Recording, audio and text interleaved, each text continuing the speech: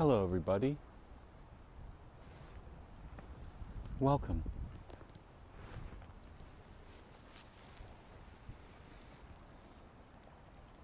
It's evening and I'm out for a walk at Stowe Lake.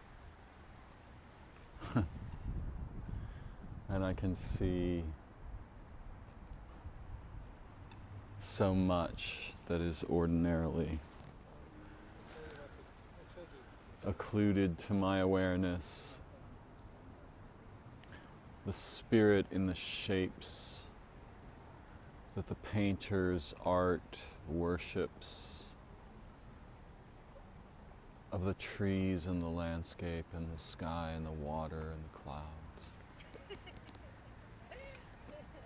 All these beautiful living gestures of frozen dance, resonant with unseen movements and spirit, adoration, wonder, play, awe, humor, joy, ecstasy.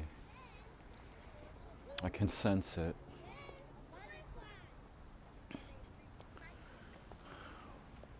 Particularly in the pulsing of the reflections of the light on the water beneath the branches of a tree. Something had set up slow, long waves.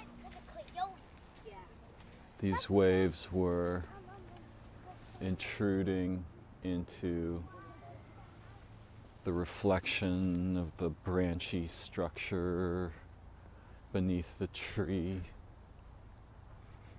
and it was pulsing and warping.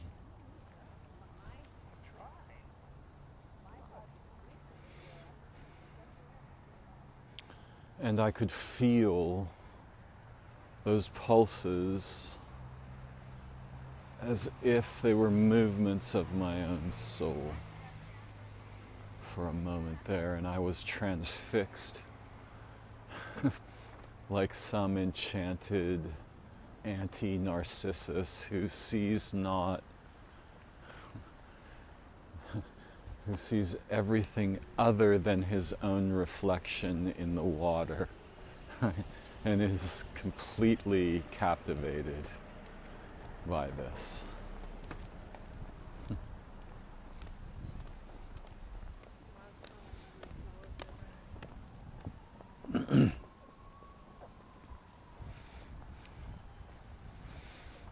I have long believed that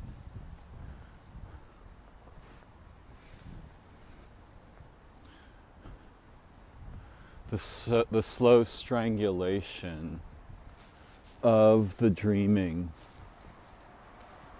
aspect of our awareness that we undergo in childhood is perhaps the primordial trauma, if not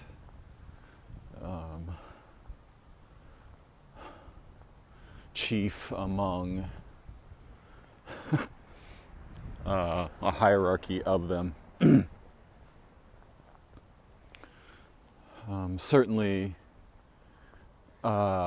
if it is our goal to survey the traumas of childhood or adulthood,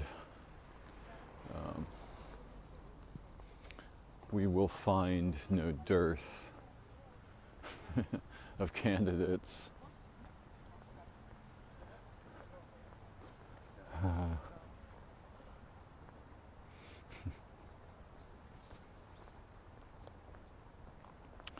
And it's not my goal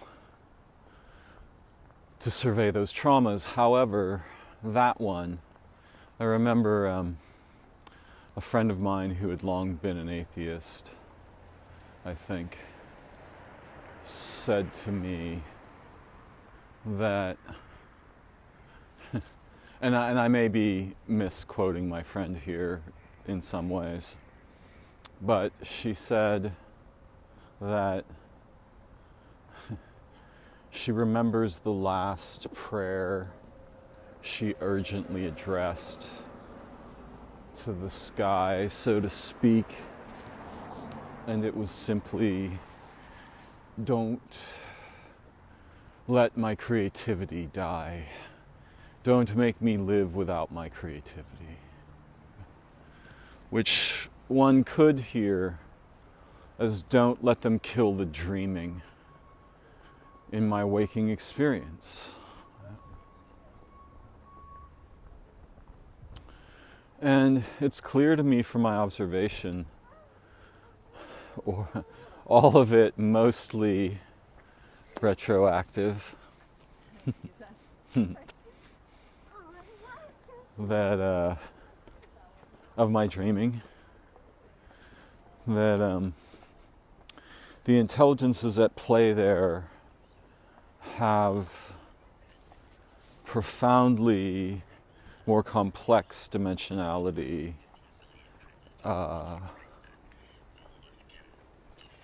than those of my rational, categorical, conceptual mind, which in truth tends to flatten most things into descriptions or explanations. Literally, explan means to bind it to the plane, right? To exterminate it into flatness. And, of course, that urge is the death of participation. It does produce some benefits like reduced vigilance. You don't have to pay attention to anything that's dead. So if you fancy yourself a prophet, or you like to make predictions in the way that physics and science do, or that physics and science are motivated to do, you got to start out with dead terrain, right? The more of it you kill, the better your predictions become. And absolutely dead terrain, now your predictions are extremely powerful and you look like a wizard. Right? Because life is novelty embodied.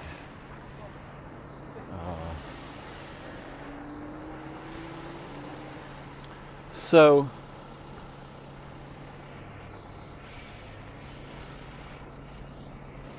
I've often mused that what we're missing, most of us, most of the time while we're awake, when we're trapped in our ordinary cages of waking world thought and behavior,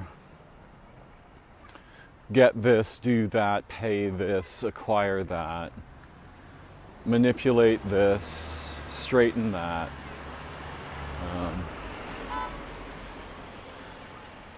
The incredible tedium of waking consciousness for many of us, much of the time. The tedium for which we seek escape in sex, drugs, rock and roll, crime, violence, debauchery, television shows, right? Netflix, and ice cream, cigarettes. Pick your poison.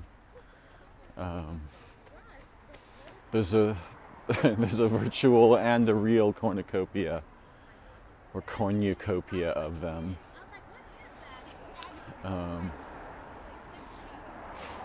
With which we can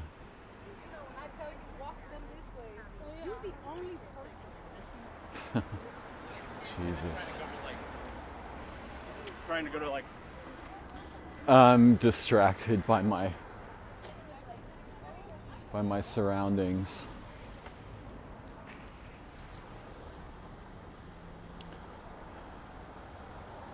A young woman was just igniting a joint while speaking some ghetto shit to her friend. in almost a perfect example of what my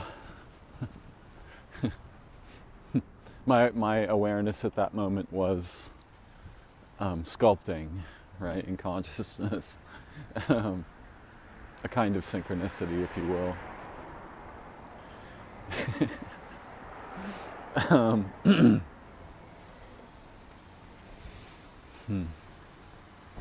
I myself am recovering from some tragic misadventures over the holidays, one of which included becoming quite ill. Most likely not with COVID. 5 tests later.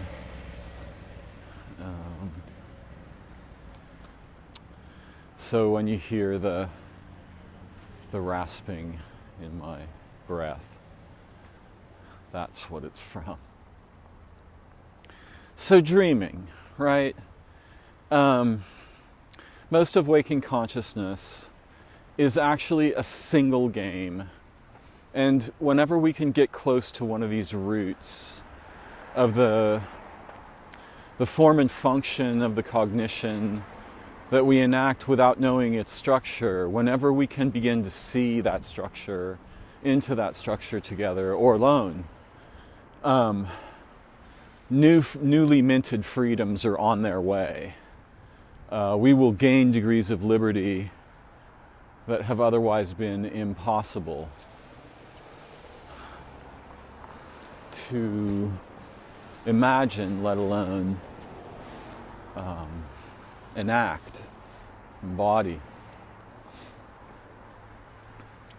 And one of the primary things we are doing, I am doing it right now. I've mentioned this many times in my videos, but it's very difficult to deliver the realization of this. An analogy would do it better than a description, so I'm going to have to come up with an analogy. And I will commit to that. But for the moment,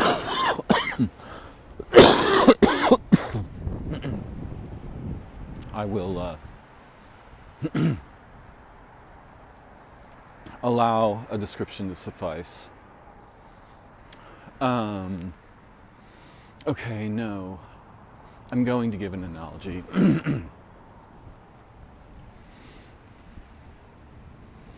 Imagine a living, moving flock of birds or school of fish, a murmuration, and then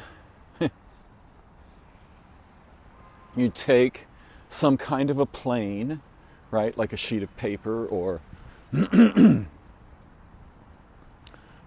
canvas or wood or steel, and you just crush a single moment of the murmuration. You just crush it against that plane, and you begin picking apart you pull the gore out, you pull the bones out, you pull the feathers off, the scales, the fins, and what you have is sort of an arbitrarily structured snowflake-like remnant, which you then etch into the plate so that most of the subtlety is lost or destroyed on purpose, and you end up with like a stick figure pattern. So this is what we're usually doing in consciousness, where consciousness is categorical or abstract rather than participatory and relational. The dreaming mind is obviously, fundamentally, the latter. The waking mind, obviously, fundamentally akin to the former. In waking consciousness, what I'm doing right now in order to emit strings of words is I am collapsing a manifold. So if the manifold is a hyperdimensional bubble structure. I am collapsing it along known and habituated intersections. These are the categories: what things are, what they do, what they are for, what is in fact the sound of one hand clapping. Half a mind, right, is clapping against the absence of its other half, and that produces the desire for the knowledge of what something is, does, is for, is worth, and so on.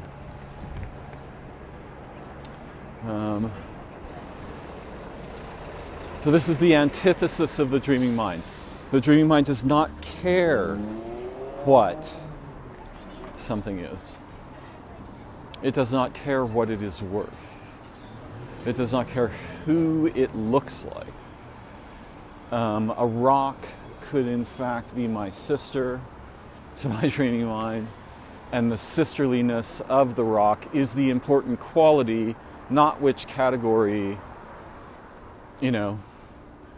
is the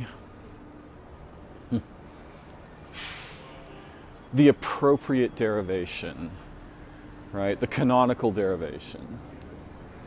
My sister is a girl, therefore this rock cannot be my sister. Now, one can, be concerned about the dreaming mind and say, for example, yes, well, that just admits of nonsense. Well, the problem with that perspective is that what's actually mostly going on is the opposite of absence, right? The kind of lethally self-constructing absurdity that you get from conceptual categorical cognition that produces the standing waves of atrocity we call civilization and so forth. This stuff is lethally malignantly omnicidal. It'll kill up everything it can anytime it gets a chance, just to make more of itself. And it does the same thing with our minds most of the time. It's not its only function.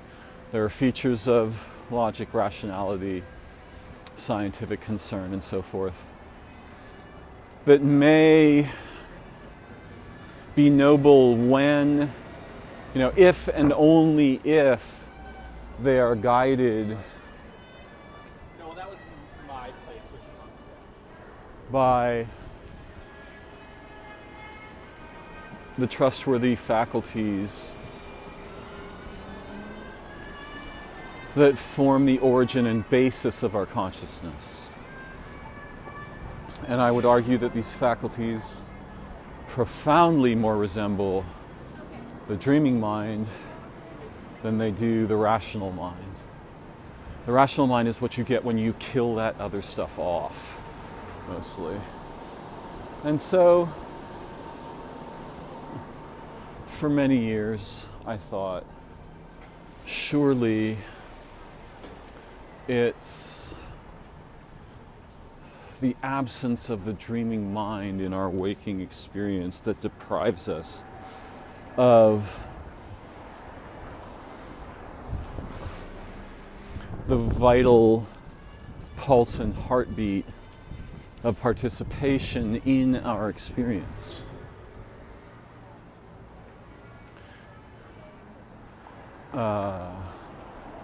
And I still, because here's the thing.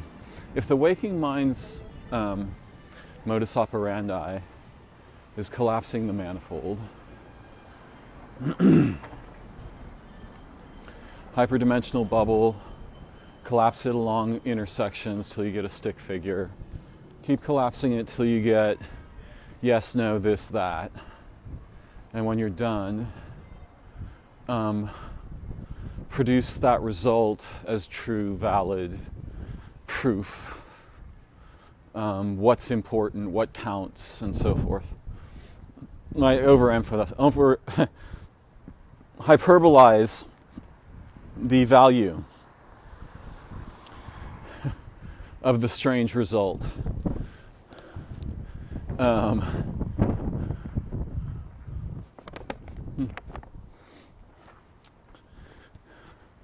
If that's the common activity of the waking mind, the dreaming mind intelligently reintroduces meaningful dimensionality in the domain of identity, meaning, function, value, and so forth.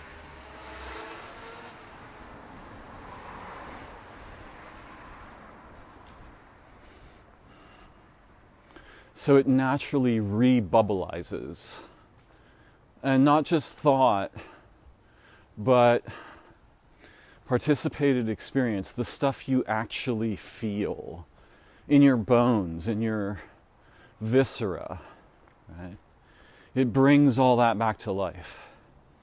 And I think the worst trauma, or one of the bad ones at least, of childhood, is the slow eviction, strangulatory eviction of those faculties from our waking experience. And, we're told, for example, you grow out of the urge to play. It's fucking insane. Exactly did not happen. No chance of that ever happening. That loss is the result of a series of amputations, circumcisions, cruel, absurdly motivated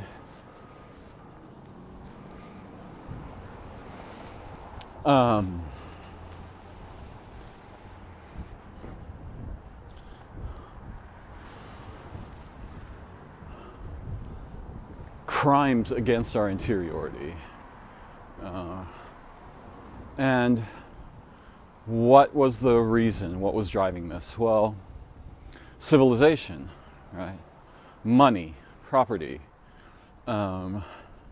religious and political ideologies, corporate ideologies, essentially demons, right? Or vampires, or both. Just eating the core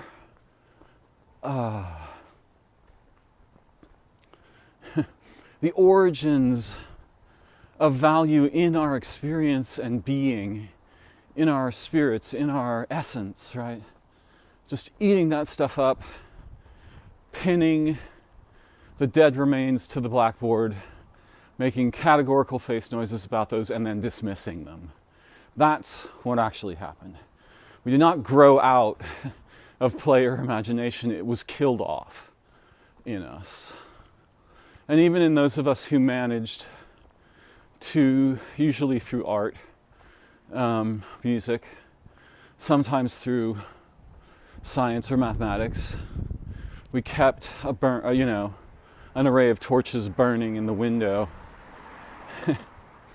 in case the long evicted creativity would return, or we kept pieces of it alive in the ways that aren't directly punished. And so many of my artist friends were just destroyed by their parents, particularly the fathers, for having any interest in art or loving it or pursuing it at all. And usually these were the children who were abject prodigies of creativity. And their parents were like, it's not going to buy you a loaf of bread, bro. You need to put that shit away. How many fucking times have I heard this? Destroying the souls of my creative companions. Plenty of us got away with it because we were able to both fulfill the economic necessities of, life as an individual adult person, and while maintaining some relationship with our creativity.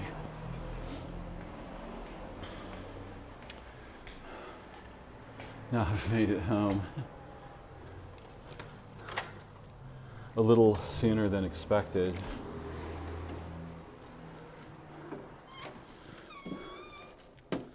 So I keep ringing this bell, but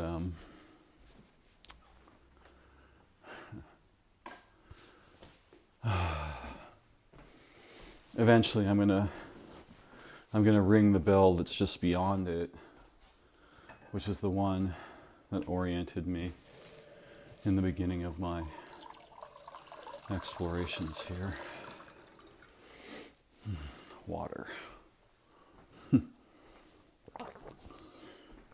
All right. So I thought to myself throughout much of the past 25 or 35 years of my life, but surely the dreaming mind is something like the origin of, the birthplace of creativity and its natural home and playground and so forth. And I still believe that. I still suspect that, and it matches up with a lot of my experience. And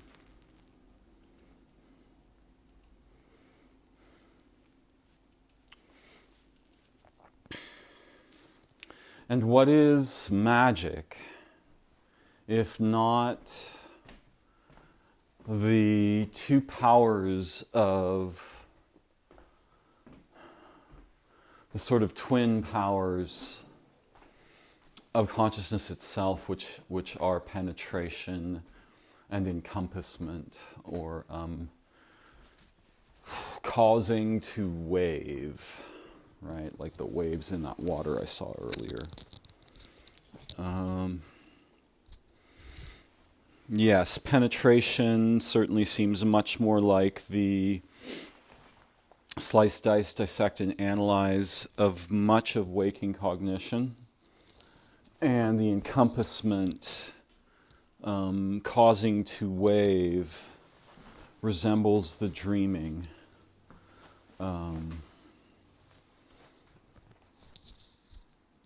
Very clearly.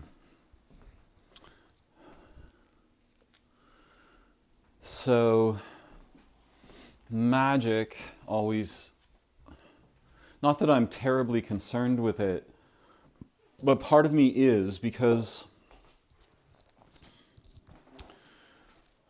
the magical and the non-ordinary, these seem like the same, like different words for the same thing.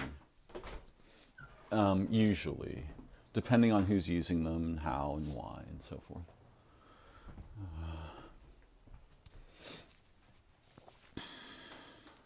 So anything that returns dimensionality to our participatory waking world experience, art, dance, theater, music, so forth.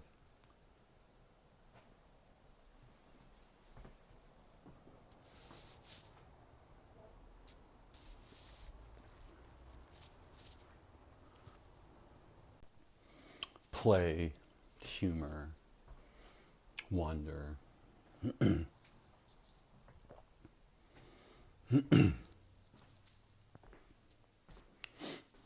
These have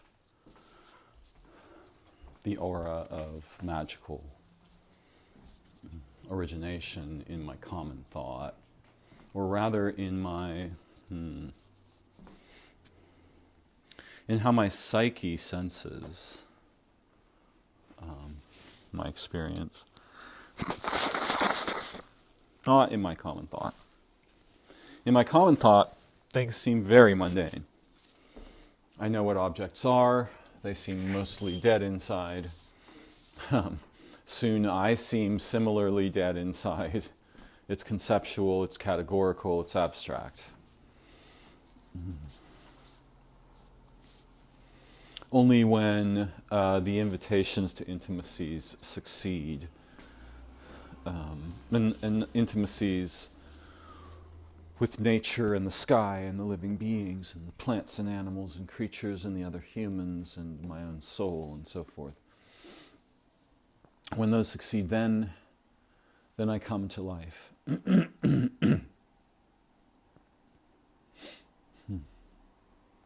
And I still suspect that this perspective is valuable. It may not be the only useful one.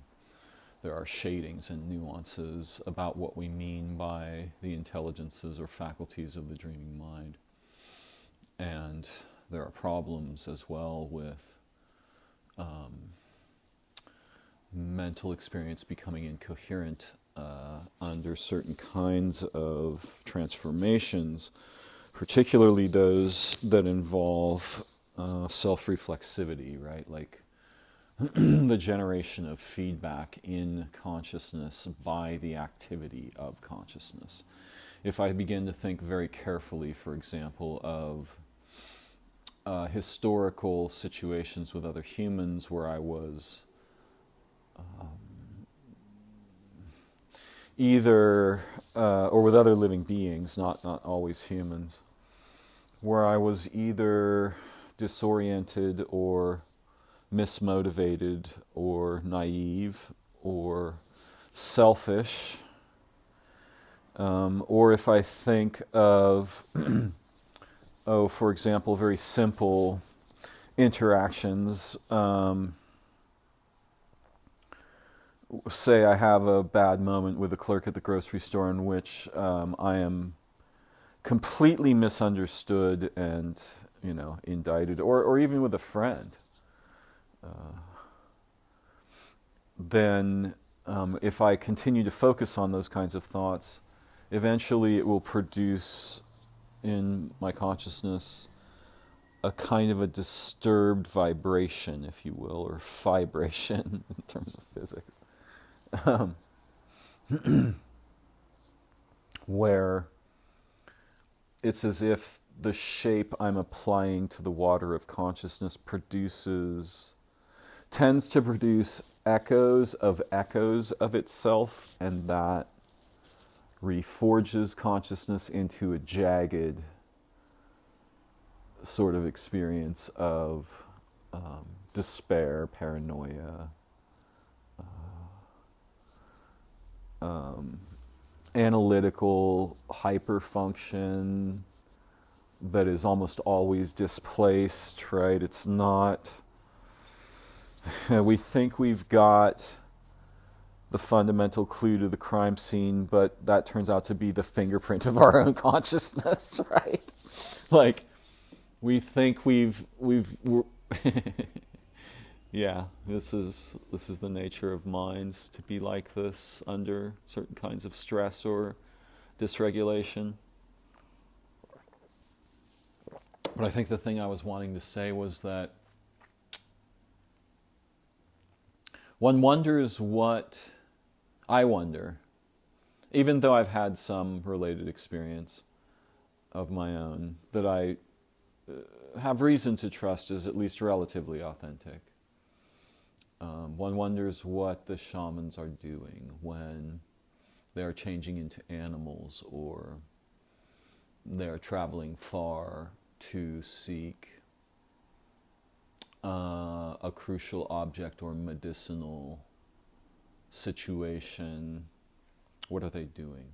Right? And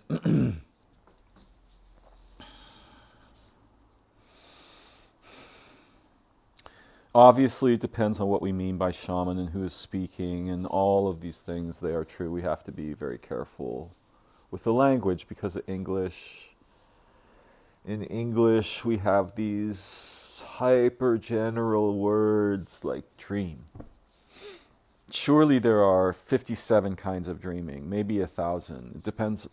There's any arbitrary number of kinds of dreaming depending on how we want to arrange the curve and its segments, so to speak. So the same is true of shamans, but what I mean is people who are capable of magically using their traveling body or their dreaming body or their stalking body. What are they doing? And I used to think I was, in my own experience as well, utilizing faculties native to dreaming, but I now have suddenly become concerned that it may be an even stranger story than that they are developing the faculties that can arise in the liminal phase transitions of waking to dreaming and dreaming to waking, in the hypno-gogic and hypno-pompic. So I'm now quite suspicious that what they have in many cases done is mastered the between of waking and sleep.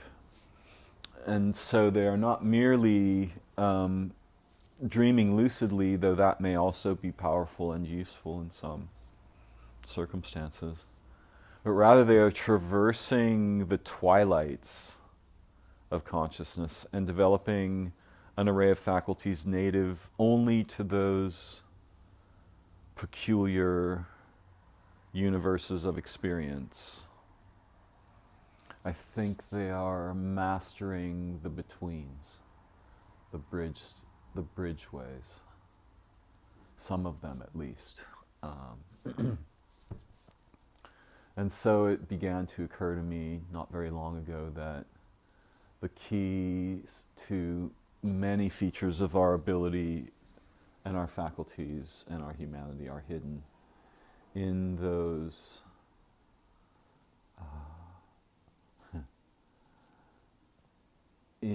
mysterious and profound between phases, where we are no longer awake, yet we are not asleep. We are not yet dreaming. Yet again, our mind is not ordinarily structured. And we are subject to storms. There are storms in those transitions, for those of you familiar with them. There are things like, lightning or whirlpools, except they are visceral experiences rather than necessarily extrinsic. So yes, I think it's profound to bring the dreaming back into our waking world experience, and art and play and curiosity and wonder and questioning and searching, seeking, questing. These are all noble vehicles for the resurrection of our creativity. But I think the power of one who can walk in the twilight with awareness is almost, first of all, is monumental. It may be so vast that it becomes dire, which would be unfortunate. I think one must retain a sense of play in a quest of that nature, if only to avoid the risk of it becoming autophagic, right? Like self-consuming. Again, feedback. Well, the two things that consciousness we tend to do in consciousness are collapse manifolds, or if we're playful, rebubblize them.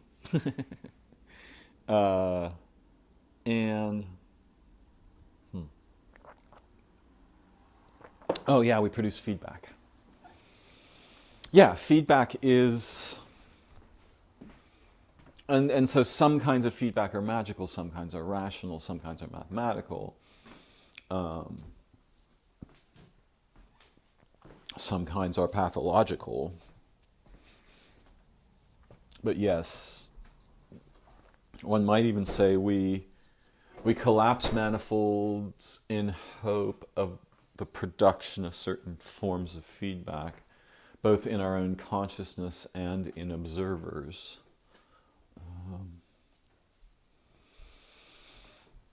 But my friends, I am not finished with this thought. But for the moment, I will stop this weaving.